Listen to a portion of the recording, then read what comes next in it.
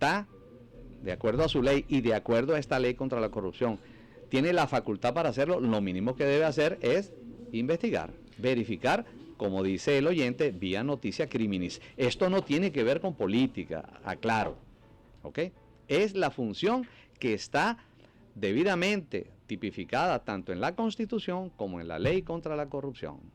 Mira, invitado 230, que nos notificó un problema técnico, debe ser su computadora, porque aquí ya revisamos y las conexiones están funcionando perfectamente. Mire, doctor Silvio, volviendo yo puse un ejemplo muy doméstico hace como 2 programas. Yo decía, bueno, eso es como que si yo tengo varios hijos y llega alguna a la junta de vecinos y me notifica a mí, mira, tienes algo, tu hijo está en malos pasos, o tiene unas malas juntas, o está haciendo algo. Lo más lógico es, yo por lo menos debería de agradecerle que me están haciéndole el señalamiento para yo investigar y hacer lo que debería de corresponder, y no ponerme bravo con todos los vecinos, quitarles el habla y hasta ofenderlo. Es correcto. Sí. Ese es como cuando el padre piensa que es que le tienen la vista puesta a su hijo, entonces él no reclama a su hijo, sino que los profesores todos le tienen la vista puesta a su hijo. Y eso está pasando muy comúnmente bueno, ahorita, porque todo el mundo cree que a veces los hijos son, este es otro tema, ¿no? Este Distinto, otro tema. Pero más o menos se aplica igual. Sí.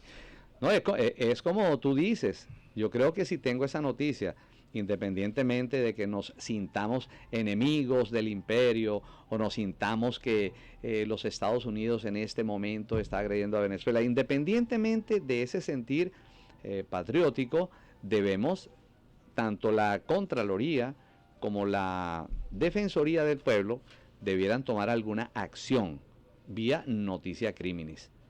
Debo hacer algo.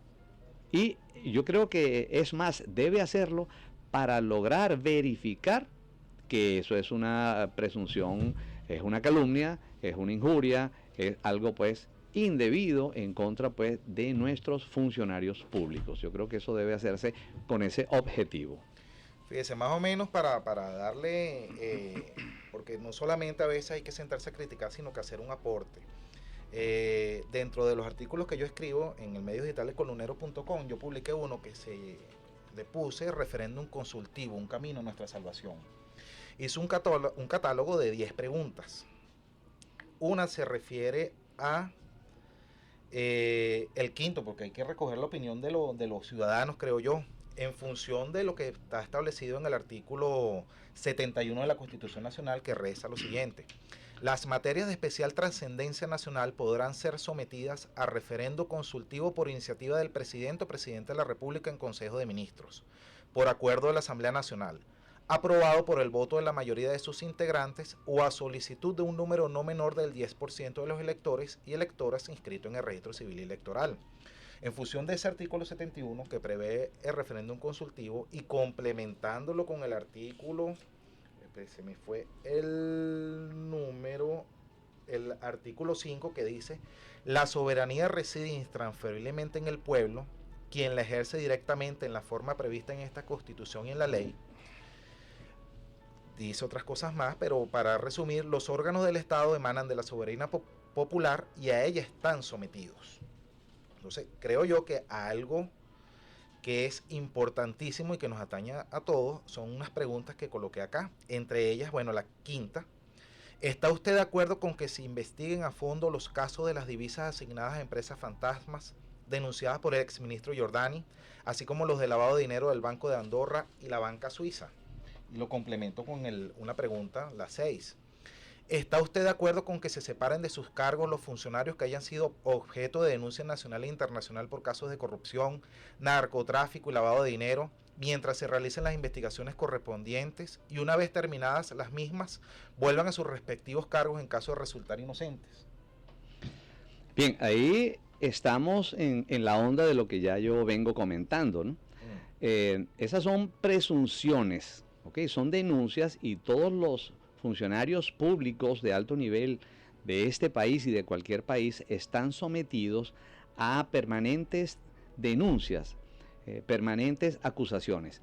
Yo diría que separarse del cargo, me parece que no, porque las denuncias son infinitas, vendrán muchas más. Lo que debe hacerse es la investigación. Lo que sí tiene que hacerse es la investigación. La investigación por sanidad del gobierno. El gobierno tiene que investigar sus propios elementos donde vea una efervescencia que pudiera significar corrupción. Tiene que investigarlo para exculpar, si es el caso, al funcionario que injustamente pudo haber sido acusado.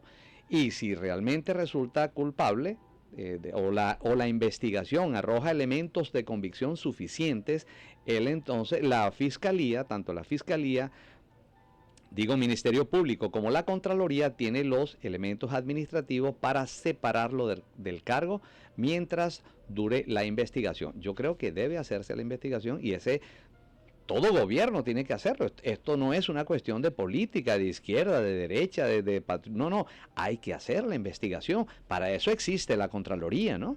Están muy claras sus funciones como integrante del Poder Ciudadano, tanto en la Constitución, como tú bien dices, como en la Ley Orgánica de la Contraloría General de la República y del Sistema Nacional de Control Fiscal.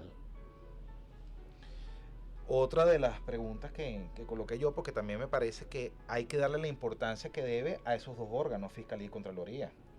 ¿Cree usted que deberían los representantes de la Contraloría y la Fiscalía General de la República exponer en cadena nacional al menos una vez al mes los resultados de las investigaciones de casos de corrupción y después permitir una rueda de prensa? A mí me parece que mientras eso no interrumpa la investigación, me parece muy sano, así como el presidente habla cada vez que quiere con el pueblo, así como un gobernador se dirige a la gente, a su asamblea, llama a los ciudadanos. Yo creo que la Contraloría, una vez que ha terminado una investigación o en un momento de la investigación, acuérdense que en la Contraloría, por excelencia, las unidades de control tienen dos procedimientos por excelencia relativos pues a determinar la responsabilidad, que es el procedimiento de potestad investigativa y el procedimiento de determinación de responsabilidades. Una vez que se determina la responsabilidad, esto puede ser público perfectamente y ahí puede haber ruedas de prensa, ¿por qué no? Y también el Ministerio Público, como lo hace la doctora Luisa Ortega, cada vez que cree que su declaración no va a entorpecer una investigación, ella da sus declaraciones, expone, no veo problema en eso. Sí, que creo que debería dársele la importancia a esos entes tan mayúsculos ahorita en la responsabilidad que tienen en los actuales momentos. Por supuesto, ellos son integrantes del Poder Ciudadano. El Poder Ciudadano está integrado por la Contraloría General de la República, la Defensoría del Pueblo y el Ministerio Público. Ese Poder Ciudadano es quien tiene en su cabeza el control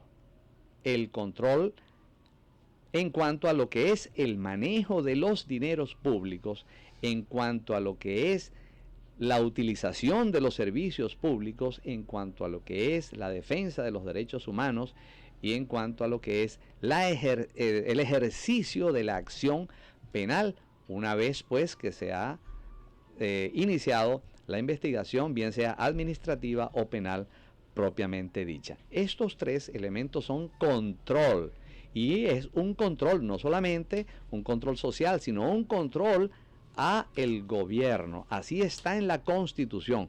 Esto no es hablar ni en contra del gobierno, ni que al gobierno al gobierno hay que controlarlo, porque así está en la Constitución. Bien sea yo de derecha, de izquierda, el gobierno o no, en la Constitución se dispone que debe haber control. Y la manifestación de esto, estimados radioescuchas, es que en todos los entes u órganos del Estado hay una unidad de control fiscal llamada unidad de auditoría interna, y también hay elementos de auditoría externa.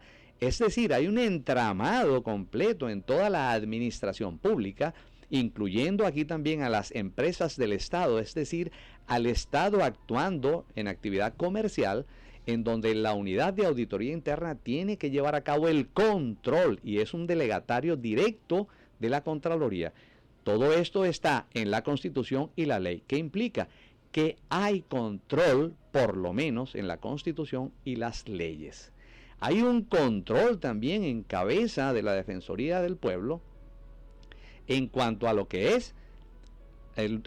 son los servicios públicos, tiene que garantizar la Defensoría del Pueblo el funcionamiento óptimo de los servicios públicos.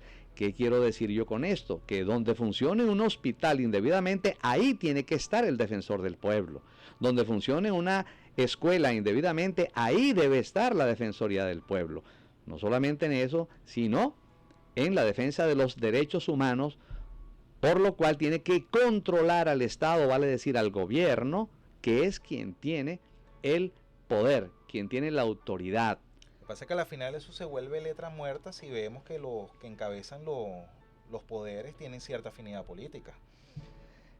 Mira, yo estoy hablando, colega, lo que dice la Constitución. Juzguen ustedes. Repito, donde hay un hospital, yo tengo que estar ahí como defensor del pueblo. El defensor del pueblo es la persona, desde mi punto de vista, que más tiene que enfrentar al gobierno, que es quien tiene en sus manos todos los servicios públicos y quien tiene en sus manos el poder coactivo.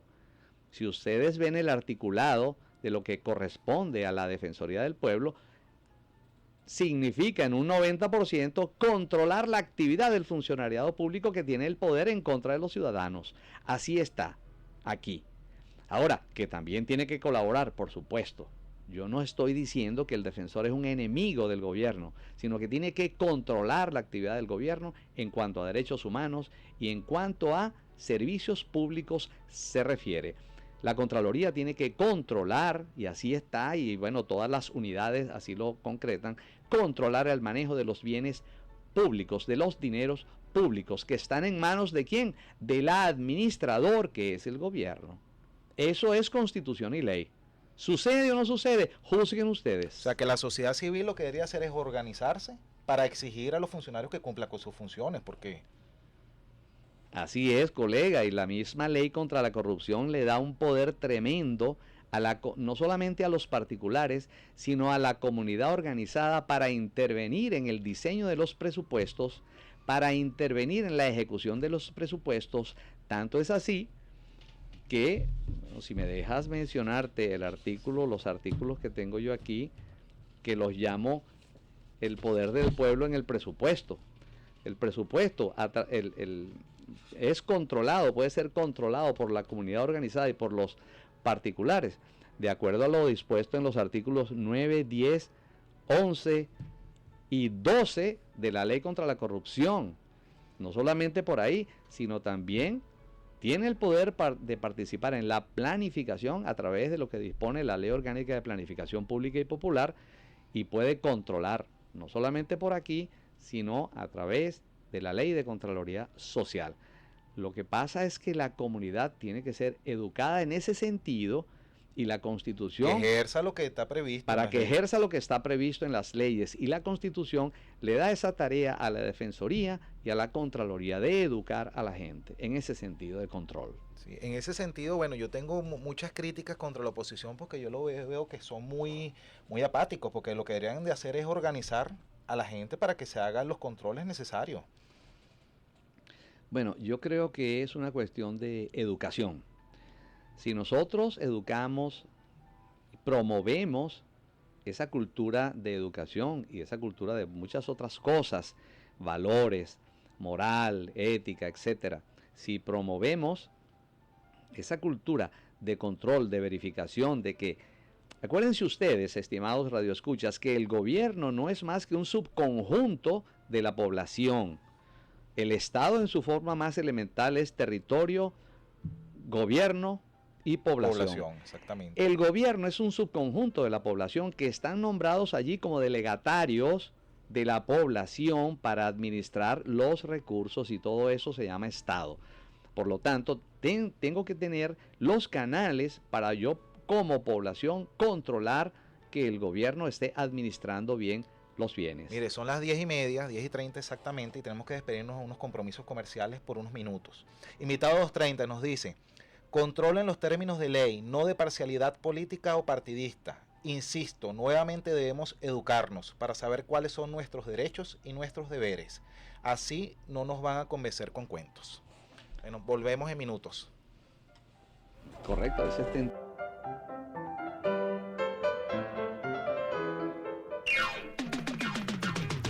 Desde Caracas, para toda el área metropolitana y el estado Miranda, transmite Radio Sintonía 1420 AM. La siguiente transmisión obedece a lo establecido en el artículo 10 de la Ley de Responsabilidad Social en Radio, Televisión y Medios Electrónicos. Pon tu huella. Ya fueron instaladas 20.000 captahuellas en la red de supermercados públicos y privados. De esta manera, el presidente Nicolás Maduro implementa una política más para garantizar la seguridad alimentaria del pueblo venezolano. Pon tu huella y haz tu parte. Gobierno Bolivariano. La información más completa en fútbol la encuentras en lavinotinto.com. Análisis, comentarios, noticias, opinión. De lunes a viernes, de 12:30 a 1:30 de la tarde, lavinotinto.com. Conducido por Juan Carlos Rutilo y presentado por Sintonía 1420 AM. Milber Medina y Keila Herrera nos traen Entre Cosas, una revista informativa donde podrás enterarte de temas de interés, actualidad, deportes, salud, belleza y tecnología. Además, podrás interactuar y disfrutar de la mejor música con la participación de invitados especiales. Entre Cosas, todos los martes a las 3 de la tarde por Sintonía 1420 AM. Sintonía 1420 AM.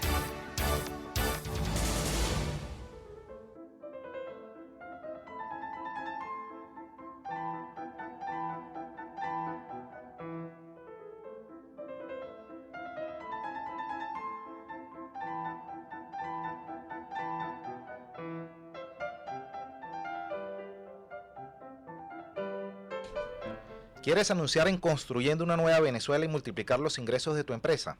Contáctame y podemos ofrecer tus productos y servicios por el dial de Radio Sintonía 1420 AM. Por internet con el audio en vivo en www.radiosintonía1420.com.be, en un anuncio publicitario en mi blog www.construyendounanuevavenezuela.blogspot.com, en 3 tweets diarios para mis seguidores y finalmente en una diapositiva que estará de imagen en el audio de este programa, que coloco en mi canal de YouTube, donde a cualquier día y hora y desde cualquier parte del mundo puede ser visto por todo el que esté interesado en escuchar Construyendo una Nueva Venezuela. Publicidad en radio, internet y Twitter al mejor precio. También te puedo ofrecer los servicios que con mi equipo prestamos en consultoría gerencial, jurídico y tributaria, asesoría laboral, funcionarial y contencioso administrativa, cursos en materia legal y gerencial bajo la modalidad in-company o en las más cómodas instalaciones. Contáctame por el correo electrónico unavenezuelaposible@gmail.com, el Twitter @LuisLópezRadio o el teléfono 0212-625-3722 y el mejor equipo de abogados podrá atenderte. Les recuerdo que está el chat en vivo disponible en www.radiosintonía1420.com.be para que nos diga los que creas conveniente y le pregunte a nuestro invitado de lujo del día de hoy, el doctor Silvio Castellanos, que nos está ilustrando sobre el entramado jurídico y legal que tiene nuestro país para luchar contra ese flagelo, ese monstruo de tantas cabezas que es la corrupción, que pareciera que está inmerso en el ADN de los venezolanos. Lamentablemente. Bueno, no vamos a ser tan fatalistas, colega. Vamos a luchar entonces contra, digamos, eso que está en nuestra costumbre, ¿no?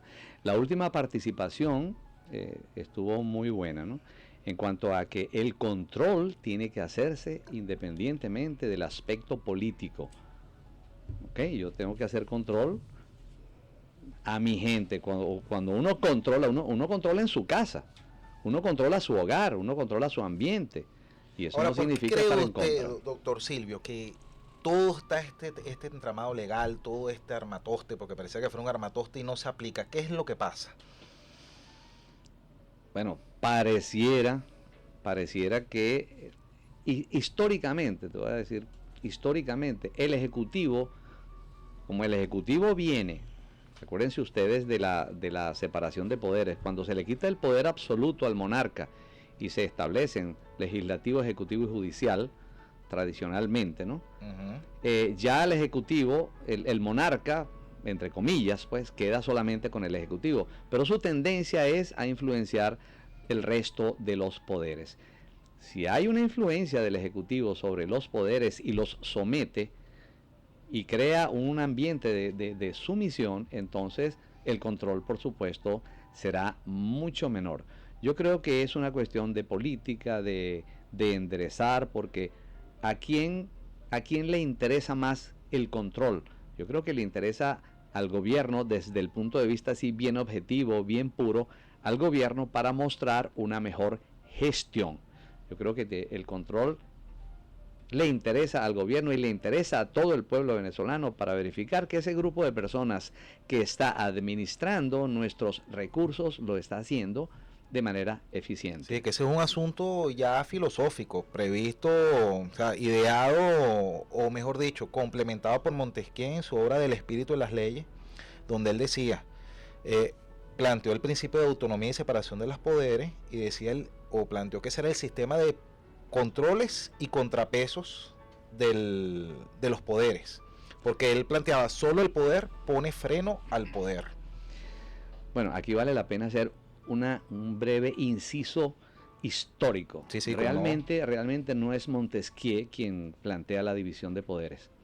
Antes de Montesquieu, el filósofo John Locke en Inglaterra, ya en su texto, el segundo manifiesto sobre el gobierno civil, en el capítulo 12, ya él plantea la división de poderes, y mucho antes, 40 años antes que Montesquieu aproximadamente. Y antes de John Locke está el historiador Polibio, quien plantea la división de poderes desde el punto de vista conceptual, no en legislativo, ejecutivo y judicial, sino tres poderes que tienen que ver con clases sociales. Y antes de Polibio, que es 200 años antes de Cristo, Aristóteles ya planteaba la división funcional de poderes en legislativo, ejecutivo y judicial, y 1200 años antes de Cristo, el constitucionalista Licurgo, en Esparta, ya planteaba la división de poderes, pero repito, no en legislativo, ejecutivo y judicial, sino en poderes que se hacían contrapeso de acuerdo a los intereses que tenía cada grupo. Entonces la división de poderes para hacer contrapeso y equilibrio viene, pueden decirlo así, 1200 años antes de Cristo. Licurgo, Aristóteles. O sea que tenemos 3200 años en que la humanidad maneja cómo ponerle freno al poder, y no, los venezolanos creemos que las cosas se pueden hacer distinto a todo el resto del mundo. Bueno, para que tú veas. Estoy hablando Licurgo, Aristóteles, Polibio, un historiador griego, pero raptado por los romanos. El mismo Cicerón habló mucho de eso. Luego teníamos a John Locke, Montesquieu y Rousseau, por supuesto, para que ustedes vean que la división de poderes no es algo nuevo.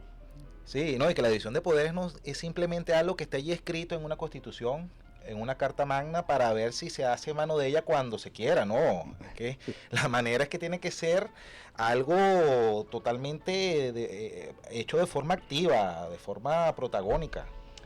Bueno, como tú bien dices, apuntas a del dicho al hecho. Hay mucho trecho. Hay mucho trecho. Pero nuestra carta magna es nuestro proyecto, es nuestro objetivo. Se cumple o no se cumple, en la realidad está en manos de los ciudadanos que esto se lleve a cabo. La ley contra la corrupción es maravillosa. Está en manos de los ciudadanos que esto se lleve a cabo. No es obra nada más de un decreto del presidente Maduro, de la Asamblea Legislativa. No, en manos de los ciudadanos. Si puede, por favor, volverme, porque es importante esa parte donde la ciudadanía participa activamente. Bueno, fíjate que el artículo 10 de la Ley contra la Corrupción así dice: los particulares tienen el derecho de solicitar a los órganos y entes indicados en los artículos 4 y 5 de este decreto con rango, valor y fuerza de ley cualquier información sobre la administración y custodia del patrimonio público de dichos órganos y entes. Y también leímos que trimestralmente, aquí lo dice en el artículo 9, A tal efecto, publicarán trimestralmente todos estos entes y órganos y pondrán a la disposición de cualquier persona en las oficinas de atención al público o de atención ciudadana que deberán crear un informe detallado de fácil manejo y comprensión sobre el patrimonio que administran con la descripción y justificación de su utilización y gasto. Entonces, aquí tenemos una participación directa de la ciudadanía en la ley contra la corrupción, no solamente en cuanto a los bienes, y cuando hablo de bienes y recursos, hablo de dineros, ¿ok? Hablo de recursos humanos, no solamente... Y darle fuerza a ese principio etéreo que está ahí de la democracia protagónica. Exactamente, es que esto concreta democracia protagónica, no solamente representativa, sino protagónica. Entonces, echemos mano de esto. En toda la ley contra la corrupción ustedes podrán leer puntos, aspectos que le dan esa entrada al ciudadano. Y ya dije que la Ley Orgánica de Planificación Pública y Popular le da entrada al ciudadano para que en los consejos locales de planificación, junto con el alcalde, ellos propongan y sean partícipes de la planificación, luego de la aprobación de la planificación y el presupuesto, y luego en la ejecución. Ellos tienen esa vía para participar. Eso sí, hay que apartar la apatía, porque esta tiene que ser una conducta activa. Es así. Mira, invitado 19 nos pregunta: ¿se tienen estadísticas de los casos de corrupción procesados y sentenciados en la última década? Los casos más recientes, las empresas de maletín y la responsabilidad de la administración en la entrega de divisas, lo que generó una pérdida como nunca del patrimonio público. Me gustaría saber si al menos hay algún funcionario público investigado, no a la impunidad. No, y no sé si usted maneja estadística, lo que pasa es que las cifras que siempre el gobierno hace, siempre las mantiene en el más completo hermetismo, como el caso de las cifras de materia económica que el Banco Central debería publicar puntualmente, y así, bueno. Bueno, en la página de la Contraloría General de la República, usted podrá apreciar todos los casos de corrupción que ha investigado y la consecuencia a que se ha llegado, pues bien exculpación, bien inhabilitación, y también medidas privativas, condenas, medidas privativas de libertad. En la página de la Contraloría General de la República, yo lo vi así por lo menos hace año y medio, algo así. Creo que ahí está esa estadística. En otros casos ¿y qué está investigando? No lo vi. No vi que la Contraloría diga estamos investigando a este y al otro. No, pero sí los resultados de las investigaciones y de las determinaciones de responsabilidades. Por ejemplo, yo tengo un caso que me llamó mucho la atención del que el señor que ejercía el cargo de defensor del pueblo, Clodo Osvaldo Rusián, que él falleció en ejercicio del cargo. Él en una rueda, no era una rueda de prensa, en una entrevista, él decía: mire, pero es que nosotros hacemos las investigaciones, nosotros las pasamos al Ministerio Público y a la final es él el que tiene que acusar. Pero de que nosotros hacemos las investigaciones, de hecho él dijo que había alertado sobre aquel caso muy conocido de la comida de Pedeval que se había podrido, que habían conseguido en unos containers en un puerto, como que creo que fue. Y él dijo: no, nosotros hicimos la investigación.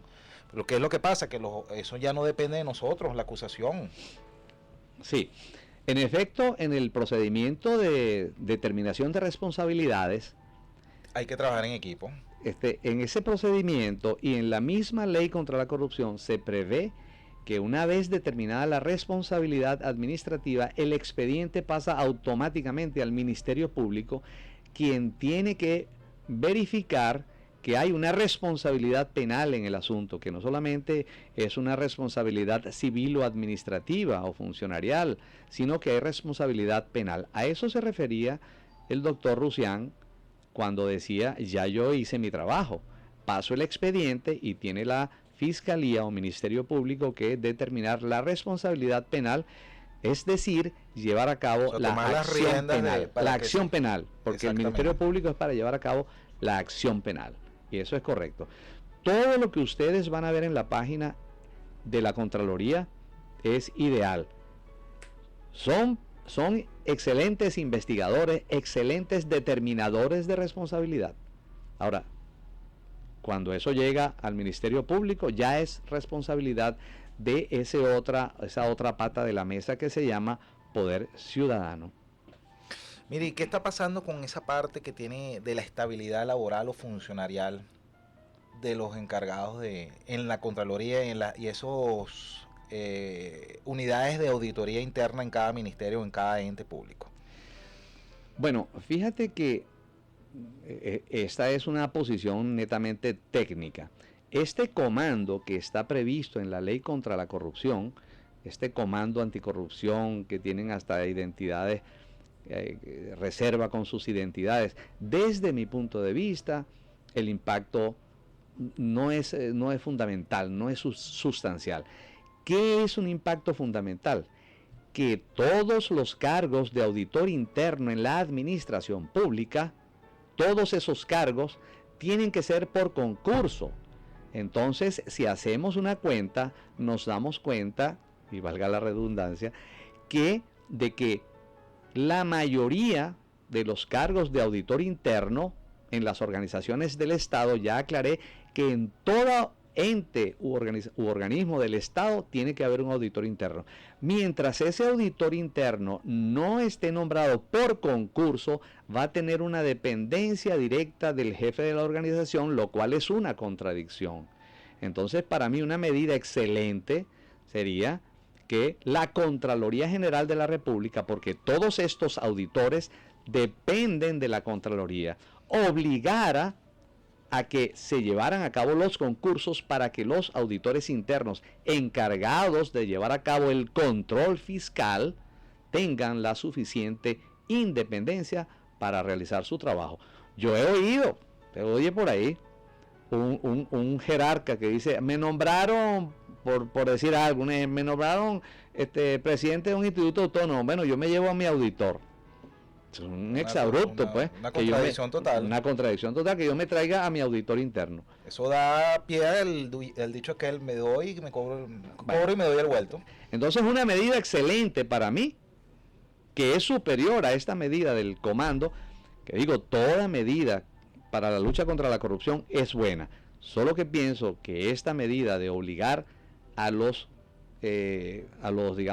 concursos y a la independencia total de los auditores internos y de los auditores externos también, a los contralores, la Contraloría Municipal, Contraloría Estatal, tienen que llevarse a cabo lo más pronto posible, independencia total para que luchen contra la corrupción sin ningún tipo de influencia de quien está dirigiendo la organización, a quien tienen que controlar. Mire, son las 10:48 y bueno, se nos está agotando el tiempo, pero volando. Volando. Yo creo que usted va a tener que volver a venir para que complementemos este programa. Encantado, Sí. colega Luis López. Mire, fíjese, yo le voy a leer aquí en mi artículo del Pentágono de la crisis venezolana, donde uno de los elementos que yo pongo como determinantes de esta situación de crisis es la corrupción. Y yo allí, como un aporte, hice un catálogo de 10 medidas. Vamos a más o menos a que usted me dé su opinión de las que podamos, antes que se nos acabe el programa. Fíjense, yo decía acá, a la corrupción tiene que declararse la guerra desde todos los frentes posibles, por lo que se pudiera implementar este primer catálogo de medidas. Incrementar los funcionarios de la Contraloría General de la República. 2. Incorporar firmas de auditoría privada a la gestión de revisión y control contratados por cada ministro que cuenten con certificación internacional para garantizar la transparencia en sus dictámenes. 3. Crear una vicepresidencia de auditoría y control de gestión dependiente directamente de la Presidencia de la República y con facultades de revisión en todo el Poder Ejecutivo. 4. Exigir a la Comisión de Contraloría del Poder Legislativo a que ejerza sus funciones. 5. Eliminar todos los fondos paralelos que se habían creado para absorber el excedente de la renta petrolera y que no pasaban por los controles de las normas jurídicas aplicables al manejo del erario público. 6. Exhortar al resto de los países, así como a las instituciones bancarias radicadas en el exterior, a que colaboren con la investigación de funcionarios, congelación de cuentas y repatriación del dinero mal habido obtenido por prácticas corruptas, pudiendo incluso ofrecerse una comisión por los fondos recuperados. 7. Activar la Contraloría Social del llamado Poder Popular para que desde su punto de vista informe por los súbitos enriquecimientos y compra de bienes que puedan estar realizando los funcionarios que manejen presupuesto. 8. apoyar la labor de investigación e información de periodistas de medios de comunicación independientes en lo referente al manejo de fondos públicos. 9. Garantizar la estabilidad e ingreso por concurso de jueces, fiscales y contralores para certificar la transparencia en la administración de justicia. Todas esas medidas son excelentes, pero hay una que está por encima de todas ellas, mi punto de vista, colega dialéctico. Sí, dígame. La medida es que la Contraloría General de la República lleve a cabo las funciones y las tareas que le están encomendadas en la Constitución y en la Ley Orgánica de la Contraloría. Si ella lleva a cabo esto, por ejemplo, tomando en cuenta esos fondos fantasmas que no tienen control, no tiene por qué haber ausencia de control en un fondo administrado si hay una Contraloría que lleva a cabo su función. Si hay una noticia acerca de una gobernación que está manejando el dinero, inmediatamente la Contraloría tiene que tomar acciones por noticia criminis, y también el Ministerio Público. Estoy de acuerdo también en que debe haber un mayor número de funcionarios haciendo control, que es una medida circunstancial. Pero en esencia, tiene que haber la estabilidad de esos funcionarios y tiene que haber auditores internos y contralores externos nombrados por concurso con independencia política, independencia de todo tipo. Y con los jueces ni hablar. Yo creo que eso es lo que tú acabas de decir ahí, y me perdonas, es una verdad de perogrullo. El juez tiene que ser independiente e imparcial porque va a dirimir una controversia entre dos personas que se oponen en cuanto a sus intereses. Si el juez es parcial, o sea, por naturaleza, él tiene que ser independiente. Pero es que en la práctica los jueces son provisorios, pero no gozan de estabilidad. Ese es el problema de los auditores internos. Igualito. Contratados, no tienen estabilidad, lo puedo remover cuando yo quiera. Si el juez no tiene estabilidad, mire, se tambalea cada vez que va a tomar una decisión. Tienen que ser estables, tiene que haber una carrera judicial que garantice la independencia de los jueces a través de uno de los elementos que es su estabilidad. Yo recuerdo mucho una anécdota del profesor que me dio clase a mí en la central de procesal penal. Él siempre se regocijaba, decía, el único juez que está ejerciendo el cargo por concurso soy yo. O sea, que eso da mucho que desear, de que solamente una sola persona de los que ejerce la digna carrera judicial, uno solo es el que esté por concurso. Bueno, los demás todos sean provisorios. Bueno, eso es grave. Pero esas 10 medidas están correctas. Yo creo que pasamos, como dije, por la Constitución y la ley para darle fuerza a esas 10 medidas que tú acabas de leer. Xavier nos dice, bien interesante el tema de hoy. Dígame, doctor, ¿y cómo sirve esta ley para poder... Aquí hay un error, creo que debe ser poner a los jueces. ¿Qué hacer cuando la corrupción está en el mismo sede de quienes imparten supuestamente la justicia? Bueno, aquí también lo que pasa es que Venezuela carece de muchos valores en todas las personas. Y eso parte de una educación tanto formal como informal. Bueno, ya estamos casi al final de construir una nueva Venezuela. Doctor Silvio Castellanos, 10:54, para que se despida y recuerde que tiene que regresar otra vez, tiene ese compromiso. Bueno, quedó mucho por hablar, colega Luis López. Estoy encantado de haberme podido expresar a través de este medio y estoy a tu orden para seguir hablando de este tema de la corrupción y de muchos temas más que tú creas pertinente en el área de gestión pública, que es, digamos, una de mis especialidades, y a esos efectos tengo una empresa didáctica. Estoy a tu orden, llámame cuando quieras y, bueno, quiero regresar a seguir hablando de esto. Muchas gracias y bienvenido. Vamos con la última sección y nos despedimos.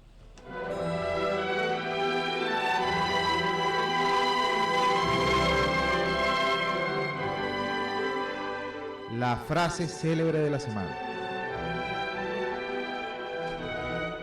La democracia es el destino de la humanidad. La libertad, su brazo indestructible. Benito Juárez.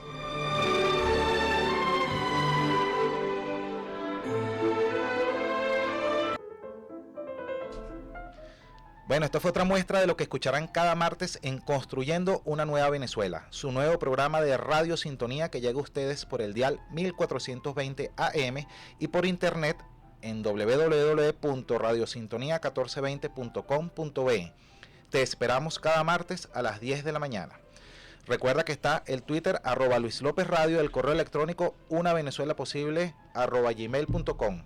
En la dirección de la radio, la doctora Mireya Oregón. En la coordinación de producción, Toti López Pocaterra. En los controles, Luis Martínez. Y en la producción, dirección y conducción de este programa, su servidor, Luis López. Invitado 765, se despide. Educación, educación, educación. Hasta el próximo martes.